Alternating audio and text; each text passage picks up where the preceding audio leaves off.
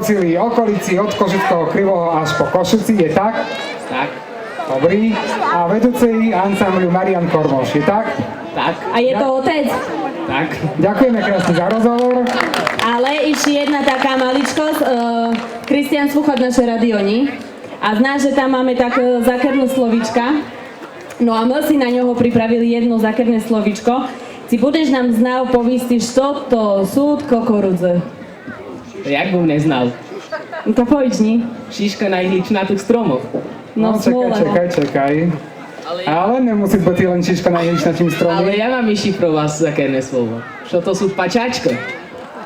No. Znám, čo sú mačačka, A ja znam što pacurka. aj kuriačka, ale pačačka neznám. Teraz hadajte. No, my si to musíme rozmysliť, ty znáš, bo my už sme také staršie. Ľudka hlavní. Hej, však, no, už jem pri brata i toto. No, tam si rozmyslíme a potom sa ešte podohovariame, hej. Jak to bolo? Pačačka. Pačačka, rozumujte s nami a v ďalším vstupy si môže to z neho dostaneme. Tak, folklórny súbor zo Šambrona, Skalka.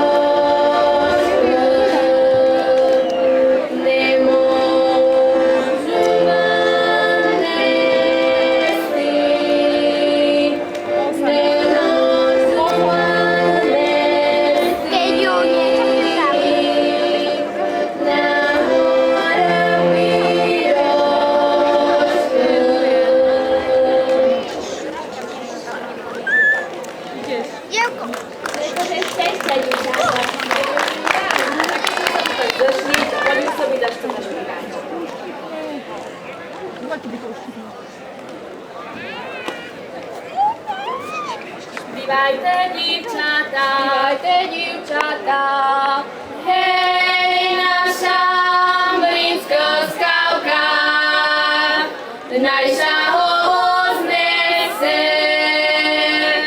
Hej, mužám rímskom chrškal, toto naša skávka, hej, bodaj sa stratili, že by naša nožka. Hej, po nich nechodili, bo naša nožočka, hej, ťažko vychodená, keď muša každý deň, hej, horami chodili, keď muša každý deň, hej, horami chodili.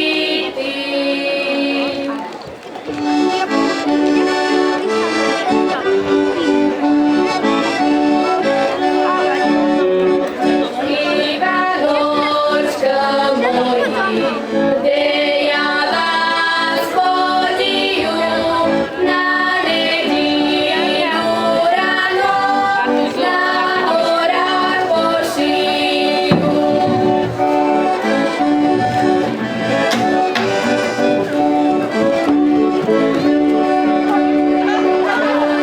Tam paríci, ráničku kosity, moji špívanočka,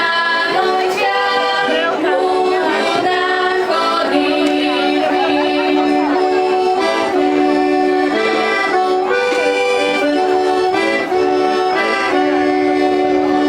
Trávičko zelená, som je spokočená, kamarátko moja, som je zarmučená, kamarátko moja, som je zarmučená.